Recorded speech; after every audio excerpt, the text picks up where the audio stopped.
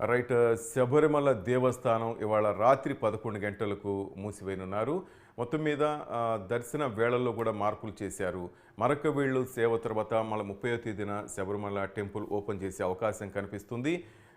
జనవరి 20న ఆలయం పూర్తిగా మూసివేస్తారు. ఈ లోపులు అయ్యప్ప స్వాములు తమ దీక్ష విరమణ కార్యక్రమాన్ని అక్కడ నిర్వహించున్నారు. మొత్తం మీద ఈరోజు రాత్రి 11 గంటలకి ఆలయ ద్వారాలు మూసివేసే అవకాశం కనిపిస్తుంది. డిసెంబర్ 3న ఉదయం 6 గంటలకు మళ్ళా పునర్దర్శనం కనిపిస్తారు. మకరవిళకు మహోత్సవం కోసం ఈ కార్యక్రమం నిర్వహిస్తున్నారు. ఇటు శబరిమల అయ్యప్ప దర్శనం కోసం భక్తులు బారులు తీరారు. శబరగిర్లు స్వామి ఘోషతో స్వామి శరణు ఘోషతో శబరగిర్లు దద్దరిల్లుతున్నాయి.